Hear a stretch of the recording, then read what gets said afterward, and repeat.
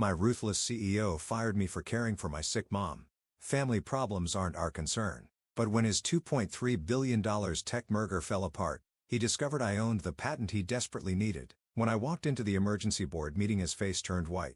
The day I was fired from Novatech wasn't the worst day of my life. That had come 6 months earlier when Mom's cancer returned. But standing in Marcus Sterling's corner office, watching him sneer at my request for flexible hours to handle her treatments, I realized just how cruel success could make people. Let me get this straight, David. Marcus leaned back in his Italian leather chair. His custom suit probably worth more than my yearly salary. You want special treatment because your mother is sick. Do you think Novatech became a $1 billion company by accommodating everyone's personal problems? I stood my ground. 5 years of leading his R&D department giving me the courage to speak up. I've delivered every project ahead of schedule. I can work remotely when needed. My team supports your team. He cut me off with a laugh that didn't reach his eyes. Let's be clear. They're my team. Everything here is mine. That's what happens when you're the CEO. The Manhattan skyline stretched out behind him through floor-to-ceiling windows, a perfect backdrop for his power play. On his desk, business magazines featured his face under headlines, like Tech's youngest billionaire and the new king of Silicon Valley. I just need 3 months. I tried again. The doctors say this round of treatment is crucial, and I need employees who put this company first. Marcus stood straightening his tie. Your mother's health issues are not Novatech's concern. If you can't maintain normal working hours, I'll find someone who can. The threat hung in the air between us. I thought about Mom, how she'd raised me alone after Dad died, working 2 jobs to put me through engineering school. How she'd never missed a science fair or graduation even when she was exhausted. How she'd beamed with pride when I landed this job at Novatech. Then I guess you'll have to find someone else, I said quietly. Marcus's smile was sharp as a knife. Security will escort you out. Your personal items will be shipped to you. He turned to his computer, already dismissing me. Oh, and David, don't expect a reference. As security walked me through the open office, past shocked colleagues, and whispered conversations, I caught a glimpse of the presentation slides on the main screen. Project Quantum, $2.3 billion merger with Tech Corp Industries. Little did Marcus know, but that merger was about to become his biggest nightmare. Because while he'd been busy building his empire on the backs of overworked employees, I've been quietly building something of my own. The idea had come during those long nights at the hospital during Mom's first bout with cancer. Watching the medical equipment struggle to communicate across different systems, seeing nurses waste precious time dealing with compatibility issues, I knew there had to be a better way. For 2 years, I'd worked on it in my spare time, a revolutionary quantum computing protocol that could seamlessly integrate any technological system regardless of manufacturer or operating system. The ultimate universal translator for the digital age. Novatech's contracts included the standard clause claiming ownership of any innovation developed using company resources, but I hadn't used a single company resource. Every line of code had been written on my personal laptop. Every test run through servers I built in my garage. And 3 months ago, just after Mom's cancer returned, I quietly filed the patents under my own name. The same patents that Novatech's merger with Tech Corp desperately needed to succeed. Walking out of the Novatech building for the last time, I pulled out my phone and made 2 calls. The first was to Dr. Sarah Chen, Mom's oncologist, upgrading her care package to the hospital's premium suite. The second was to my old college roommate, now a partner at Silicon Valley's top tech law firm. Hey, Michael, I said, watching Marcus' office through the glass walls as he probably drafted the company-wide email about my departure. Remember that patent portfolio we filed? I think it's time to take it public. The next morning, as I sat with Mom during her treatment, my phone buzzed with breaking news alerts. Mysterious PTNTFILING, 3 TENs, NLVATCHORPMEOGER, Wall Street, QEES, TION, SVIA, BILIT, of $2.3 billion test age deal. No VATCHSOCKPLUMNE. He's on Integration Concierge. Mom looked up from her magazine, ever perceptive despite her illness. Something interesting on your phone, honey? I smiled, taking her hand. Just some business news. Nothing as important as being here with you. But we both knew this was just the beginning. Marcus Sterling was about to learn a valuable lesson about what really matters in life, and it wasn't his corner office or magazine covers. Sometimes the worst day of your life becomes the catalyst for something extraordinary. And sometimes, when you choose love over power, you end up with both. The next few weeks passed in a blur of hospital visits, patent meetings, and increasingly frantic news updates about Novatech's crumbling merger plans. From my mom's premium hospital suite, I watched Marcus Sterling's empire start to crack. Tech Corp demands answers on integration protocol. Novatech faces shareholder revolt over merger concerns. Sterling's $2,300,000,000 dream deal on life support. You don't look very upset for someone who just lost their job, Mom observed one morning, her keen eyes studying me over her breakfast tray. Despite the aggressive treatments, she hadn't lost her sharp insight. Actually, I smiled, setting my laptop aside. I think I finally found my real job. My thumb buzzed. Michael, my patent attorney, calling with updates. David, it's chaos over there, he reported gleefully. Sterling's been in emergency board meetings for 3 days straight. Tech Corp is threatening to pull out unless Novatech can guarantee system integration within 6 months, which they can't do without my protocol. I finished. Exactly. Their in-house team says it would take years to develop something comparable. The board is demanding answers. Shareholders are panicking, and Sterling, well, let's just say his tech's youngest billionaire crown is slipping. I glanced at Mom, dozing now after her morning medications. Have they figured out who owns the patents yet? No, but they're getting close. Sterling's lawyers have been crawling all over the patent office filings. It's only a matter of time. As if on cue, my phone lit up with another call. Nina Chen, my former deputy at Novatech's R&D department. David, she whispered urgently, Sterling's on the warpath. He just fired 3 people for disloyalty because they suggested looking for the patent holder instead of trying to build a new protocol from scratch. How's the team? Scared? Overworked? He's got everyone pulling 16-hour days trying to replicate your work. But David, she hesitated. There's something else. I overheard him on the phone with someone about alternative acquisition methods. He sounded desperate. I thanked her and hung up, my mind racing. Marcus Sterling hadn't built his empire by playing nice. When billions were at stake, people like him often decided that rules were for others. Sure enough, that evening, unusual activity alerts started pinging from my home security system. Someone had tried to access my garage where my development servers were kept. They're getting sloppy, Michael commented when I called him. I've documented everything. But David, you need to be careful. Sterling's not going to take this lying down. He was right. The next morning, a routine audit from the IRS arrived at my door. By afternoon, old college acquaintances were receiving calls about my concerning behavior. A reporter even showed up at Mom's hospital room, asking questions about my troubled childhood. Classic intimidation tactics, Michael assured me. They're trying to pressure you into revealing yourself. The good news is it means they're desperate. The bad news arrived 3 days later. Mom's doctor called me into her office looking troubled. There's been a complication with the insurance, Dr. Chen said carefully. Somehow, all your mother's premium care authorizations have been revoked. They're saying she needs to move to standard care immediately. My hands clenched. Sterling, I'm sorry. Nothing. I stood up. Don't change anything about her care. I'll handle the bills directly. But Marcus Sterling's message was clear. He could hurt me through the people I loved. Walking back to Mom's room, I made a decision. It was time to stop playing defense. I called Michael. Remember that press package we prepared?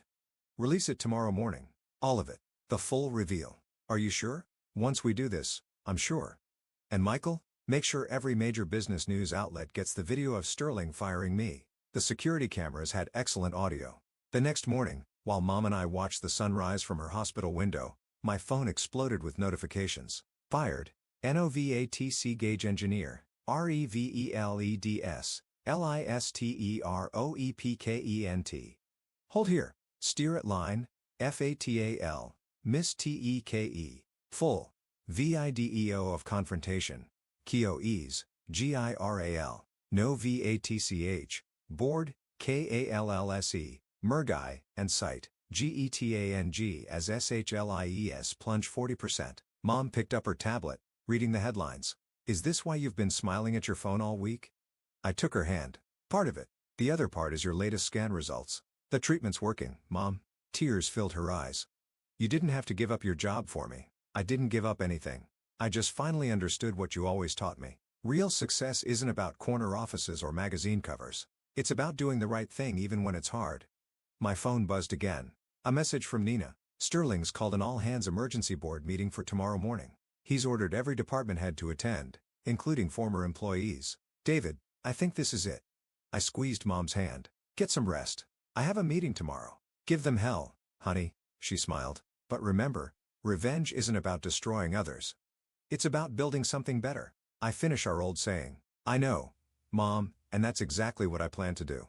Novatech's lobby looked exactly as I remembered it, all chrome and glass and carefully cultivated power. But this morning, the usual buzz of activity was replaced by tense silence. Every screen displayed the same news. Novatech stock in free fall, the merger collapsing, and my face, the fired engineer who held their future in his hands. Security recognized me immediately. Mr. Wilson, the guard nodded respectfully, all traces of his previous dismissive attitude gone. The board is waiting in the main conference room. I checked my watch, 8:57 a.m. Right on time. The conference room fell silent as I entered. Familiar faces lined both sides of the massive table. Department heads, board members, and major investors. Marcus Sterling sat at the head, his perfect facade cracking around the edges. Dark circles shadowed his eyes. His designer suit slightly rumpled. "David," he forced a smile. "Thank you for coming. I believe we have some things to discuss." "Do we?" I took my seat, setting my laptop on the table. I thought Novatech wasn't concerned with personal problems. Several board members shifted uncomfortably. The video of my firing had gone viral, with Sterling's callous dismissal of my sick mother becoming a symbol of toxic corporate culture. "The past is the past." Sterling waved his hand dismissively. "We're here to talk business. Your integration protocol. Obviously, there's been a misunderstanding about ownership." "No misunderstanding." I opened my laptop. "The patents are registered to me personally. Every line of code was written on my own time using my own resources. Your lawyers have already confirmed this." "Then name your price." Sterling leaned forward. "Everyone has one." I pulled up a document on the main screen. "Actually, I have terms." "Terms?" Sterling's fake smile faltered. "First, Novatech will establish a comprehensive healthcare fund for all employees and their families. Full coverage, no exceptions." "That's not." "Second," I continued, "the company will implement strict work-life balance policies. No more 80-hour weeks or vacation shaming." "This is ridiculous." Sterling stood up. "We're offering you millions, and you want to play social justice warrior?" "Third," I met his glare steadily, "you resign as CEO, effective immediately." The room erupted in chaos. Sterling's face turned purple. "How dare you? How dare I?" I stood up slowly. "You tried to intimidate me. You targeted my mother's medical care. You even sent people to break into my home. You can't prove." "Actually," I tapped my laptop, bringing up another screen. "I can prove everything, including your insider trading last quarter, your offshore accounts, and those interesting emails about alternative acquisition methods." The board chairman cleared his throat. "Mr. Sterling, perhaps we should discuss these allegations privately." "This is absurd." Sterling slammed his fist on the table. "I built this company." "No." I corrected quietly. "You built an empire on other people's work and sacrifice. The real Novatech was built by engineers working overtime, by developers missing their kids' birthdays, by people like me who believed in creating something meaningful." I turned to address the board directly. "My integration protocol is revolutionary. With it, Novatech could dominate the tech industry for decades. Without it, the company will lose the merger and likely face a shareholder revolt." The chairman nodded gravely. "Your terms, Mr. Wilson, are non-negotiable." I finished. "But there's one more thing." I pulled up a final document, a press release announcing Novatech's new charitable initiative. The Grace Wilson Memorial Foundation, named for my mother, dedicated to supporting families facing medical crisis. "You're insane," Sterling whispered. "The shareholders will never." Actually, a new voice spoke up. James Chen, our biggest investor, stood. "The shareholders have already voted. Mr. Sterling, the board has lost confidence in your leadership. We accept Mr. Wilson's terms." What happened next was a blur of signatures and legal documents. By noon, Marcus Sterling had been escorted from the building, his empire crumbling around him. By evening, Novatech stock had stabilized as the markets responded to the announced changes. 1 week later, I stood in Mom's hospital room watching her read the news coverage. "Novatech announces revolutionary new direction," she read aloud. "Former R&D head David Wilson named CEO. My son, the chief executive." "Acting CEO," I corrected. "Just until we implement the changes, then I'm going back to R&D. That's where the real work happens." She smiled knowingly. "And the foundation?" "Already helping 3 families cover their cancer treatments." I took her hand. "Soon, it'll be helping 100. Your father would be so proud." She squeezed my fingers. "Not of the success, though that's wonderful, but of how you achieved it. You didn't let bitterness win. I learned from the best." I smiled. "How are you feeling?" "Better every day. The doctors are very optimistic." My phone buzzed. A message from Nina about the merger negotiations. TechCorp was thrilled with the new direction. The deal would go through bigger than ever. "You know," Mom mused, "Marcus Sterling never understood the most important thing about success." "What's that?" "Real power isn't about controlling others. It's about lifting them up. That's how you build something lasting." Looking out at the sunset painting the city skyline, I thought about everything that had changed. Novatech was transforming from a burnout factory into a model of corporate responsibility. Families like mine wouldn't have to choose between work and caring for their loved ones. And somewhere, Marcus Sterling was learning that true leadership isn't about corner offices and magazine covers. By the way, Mom added casually, when do you plan to tell them about your new quantum encryption protocol? I grinned. Some things never changed. Mom still knew me better than anyone. One revolution at a time, I replied. For now, let's focus on getting you better. After all, I squeeze her hand. Family comes first. Years later, people would study the Novatech transformation as a business school case. They'd analyze the strategy, the timing, the execution, but they'd miss the most important lesson. Sometimes the greatest victories don't come from destroying your enemies, but from transforming their weapons into tools for healing. And sometimes when you choose love over power, you end up changing not just the company, but an entire industry. As for me, I still work late sometimes, but now it's by choice. Usually brainstorming new ways to make the world a little better, one innovation at a time. After all, that's what real success looks like.